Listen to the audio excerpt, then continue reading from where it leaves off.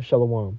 First off, I'm going to give all praise, honor, and glory unto Yahweh, Bahashem, Yahweh Shai, Baharakakadash. I'm going to give double honors to the apostles and elders of GMS who have taught us this word and teach us this word today. And I want to give a salutation unto the elect of the nation of Israel. This is the brother Yatazak Ba with the GMS Nebraska camp. This is GMS Endeavor. And in this lesson, what I want to get into is, based off the heels of the lesson that I did yesterday, where, I was speaking on hell, and bringing out the truth of what hell actually is. But in that video, I briefly went into the lake of fire, because that is associated with the myth of hell, which when you get into that lake of fire, what that's actually describing is America when it is destroyed. Now, in this video, I want to get into, how America is going to be destroyed and how it's going to be turned into that lake of fire. I mentioned it in the last video, that is going to be by ICBMs, thermonuclear missiles. Let's read 2 Peter chapter 3, verse 10. It says, "But the day of the Lord will come as a thief in the night, in the which the heavens shall pass away with a great noise, and the elements shall melt with fervent heat. The earth also and the works that are therein shall be burned up." This is speaking about the second death. This is, how the first death came by water. Well, this one's going to come by fire. America is going to be destroyed, and it speaks about that great noise, which is those missiles exploding when they hit America. It talks about the elements being burned with fervent heat, because missiles burn at such a high temperature that it burns things down to the elements. But what this second death, the purpose that it's serving, the reason why the Lord is going to bring this great destruction to this country is because of all the wickedness that is herein. He is going to bring this destruction to this country as judgment upon Esau, upon the wicked inhabitants that are here, and upon the 2/3 of our people, the wicked amongst the nation of Israel. So let's go to, we're going to go to 2nd Ezra chapter 6 and verse 12. Or I believe it's 16, Salakia. 2nd Ezra chapter 16 and verse 12, which says, "The earth quaketh, and the foundations thereof. The sea ariseth up with waves from the deep." Now, this is explaining the day of the Lord that we just read about in 2 Peter chapter 3, verse 10. This is giving more of a description. It says that the earth is going to quake. In Isaiah chapter 24, verse 20, it says the earth reeleth to and fro like a drunkard. Because when these missiles are shot upon the ends of the earth, it is going to be at the peak of World War III. So there's going to be a lot of missiles being shot.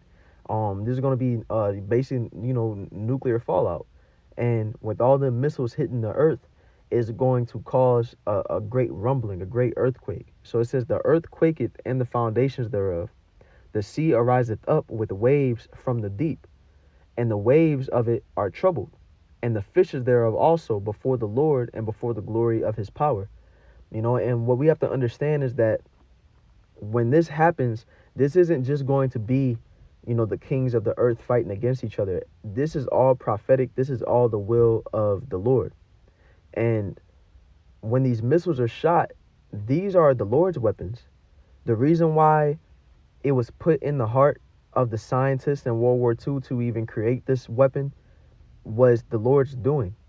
The Lord set it up that, the same people that created this destructive power are going to be destroyed by that very same power.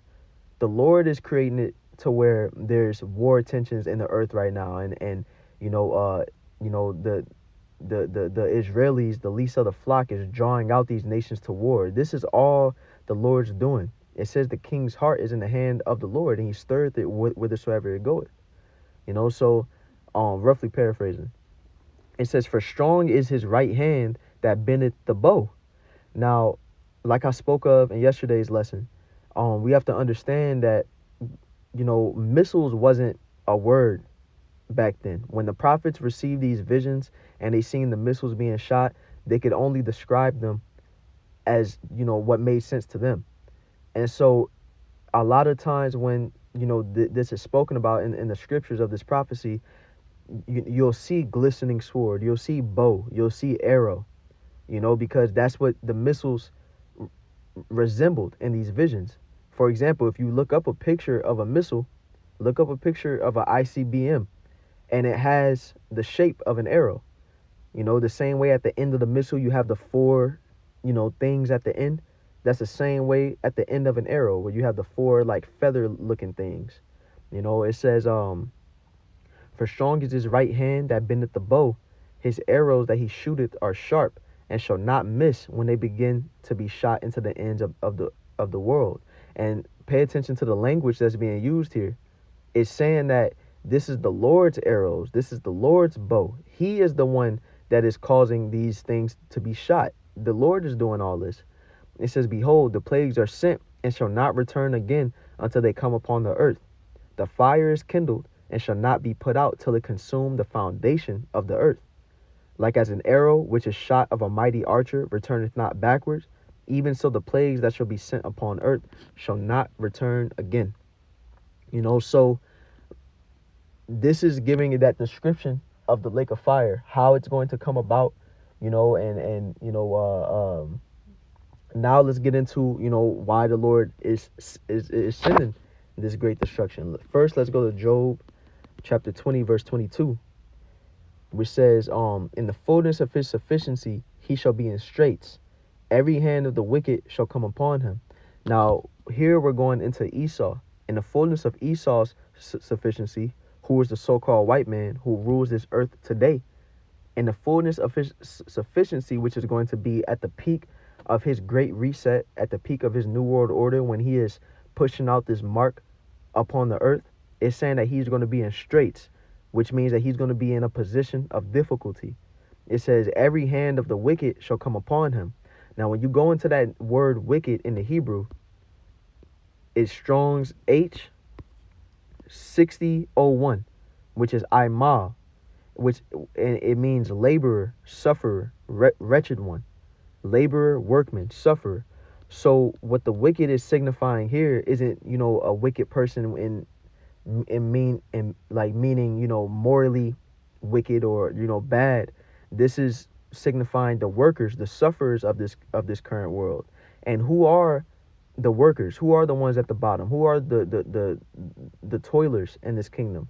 It's the Israelites, the Negroes, Latinos, and Native Americans. So what this is saying is that, when Esau is in straits, every hand of the saints of the Israelites is going to come upon Esau.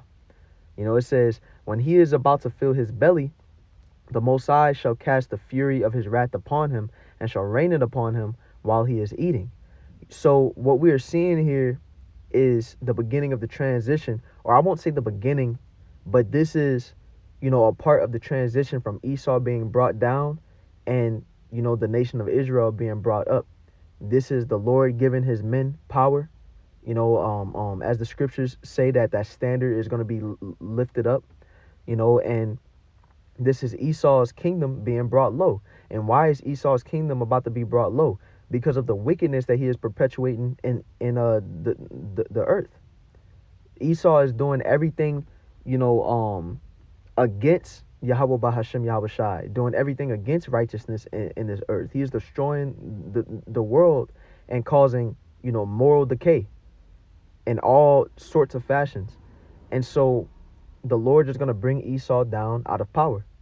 It says, he shall flee from the iron weapon, and the bow of steel shall strike him through. So we're going back to speaking about the missiles. It's saying, it calls it an iron weapon, a bow of steel.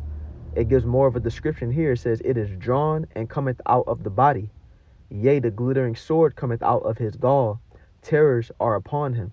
So what this is describing is how the missiles start off in the missile silos. So it's coming out of the body of the earth. It says the glittering sword cometh out of his gall. So this is the missile shooting up out of the earth into the sky and shooting over to its target. And so let's go to the next precept, Salakia. So let's go to Jeremiah chapter 50, verse 14, which says, "Put yourselves in array against Babylon round about, all ye that bend the bow, shoot at her, spare no arrows." So this is showing why America is going to be a lake of fire, and why it's described as that in the scriptures, because everybody that has nuclear capability is going to shoot at America at once. It says, "For she had sinned against the Lord." So the Lord's going to take vengeance upon Esau for the wickedness that he's done against the Lord's people, that he's done against the Lord, against the earth. And that vengeance is going to come by way of these missiles. Now, I want to give this this right here from this website, icanw.org, where it says which countries have nuclear weapons, and it says that there's 12,331 warheads in the world. And I will say, this is only what's reported, but let's get into what's reported. There's 9 countries that have nuclear capability: Russia, the US, China, France, United Kingdom, Pakistan, India, Israel, and North Korea. And Russia is at the head of, how many missiles. Like, Russia has the most missiles out of everybody. They have 5,449. The US is in second place with 200 less. And then there's a big drop off with these other countries. But it doesn't take much to destroy a land with these missiles. We have to understand the destructive power that these missiles have. It says one nuclear weapon detonated over New York City could cause 583,160 estimated fatalities. So it don't take much at all. The population of the US is what, 300 million, if I'm not mistaken. So one nuclear weapon is causing 500,000. 2 is over 1 million. So there's thousands of these nuclear warheads in the world. That's more than enough to destroy this country. So let's go to, it says that all is going to bend the bow and shoot at Babylon the Great. But like we spoke about, Russia is going to be at the head of that, and the scriptures prophesy that. Let's go to Ezekiel chapter 38, verse 2. It says, "Son of man, set thy face against Gog, the land of Magog, the chief prince of Meshech and Tubal, and prophesy against him." So Gog is speaking about Russia. It says, "And say, thus saith the Lord Yahweh, behold, I am against thee, O Gog, the chief prince of Meshech and Tubal, and I will turn thee back and put hooks into thy jaws, and I will bring thee forth in all thine army, horses and horsemen, all of them clothed with all sorts of armor, even a great company with bucklers and shields, all of them handling swords." So what this is saying here is that the Lord is gonna pull Russia back into a warlike mindset, into that Soviet Union mindset. That's what the hooks being brought into the jaws is representing. And basically, the Lord is gonna get Russia ready for war. And the reason why the Lord is gonna, use Russia and put Russia into this mindset is so that they can, be come against the US and Israel. Let's read on. It says, Persia, which is the Iran is the modern day Persians. It says Ethiopia and Libya with them, all of them with shield and helmet. Gomer, which I believe is speaking about Turkey, if I'm not mistaken. I could be wrong, but let's get into it. It might say it here. Slakia. Give me 1 second. Yep. So Gomer is Turkey is the modern day Gomer.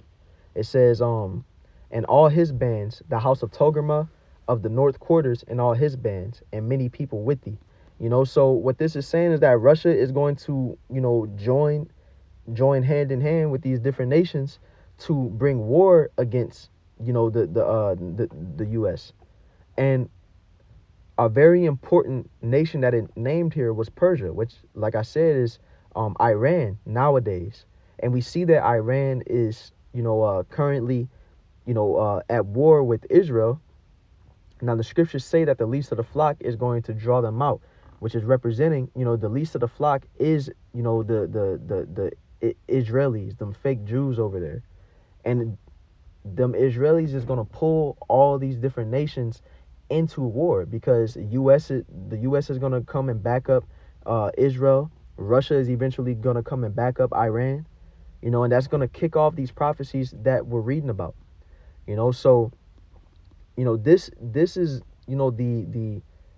the layout for what is coming to America. America is walking into a war that is going to lose, and is going to be burnt up down to the foundation. And it's not just going to come by way of these nuclear missiles. It's going to come by way of the chariots of the Lord as well, because simultaneously as America is being destroyed, the salvation of the elect of the nation of Israel is going to be happening at the same time, where the elect is going to be saved out of this coming destruction. But like I said, this day that's coming is a day of judgment. This day that's coming is going to be a judgment for the 2/3 of our people as well, who didn't repent and turn back into Yahweh Bahashem Yahweh Shai. So not only is Esau going to be brought down, this country is going to be brought down, the 2/3 are going to be brought down with it. So let's go to, let's get one last precept, which is Zechariah chapter 13, verse 8. It says, "And it shall come to pass that in all the land," which is speaking here in America, "said the Lord, 2 parts therein shall be cut off and die." So they weren't found in the book of life. They're going to take part in that second death, that fire. It says, "But the third shall be left therein, and I will bring the third part through the fire, and will refine them as silver is refined, and will try them as gold is tried. They shall call on my name, and I will hear them. I will say, it is my people, and they shall say, the Lord Yahweh is my power." So the elect is being refined in this time. The elect is being, is going through their trials and tribulations so that they may be found worthy and fit for salvation. They're being sealed. And then they're going to literally come through the fire when they're saved by the chariots of the Lord, which this world knows as UFOs. I won't get into it in this lesson, but you can read about it in 2nd Ezra chapter 13, where it speaks about when the chariots of the Lord come back, and the concentrated heat that they're going to shoot upon the armies of this world and upon Babylon the Great. So Lord's will, this lesson was edifying. Once again, I'm going to give all praise, honor, and glory unto Yahweh Bahashem Yahweh Shai Bahaber Chakwadash. I'm going to give double honors to the apostles and elders of GMS, and a salutation unto the elect.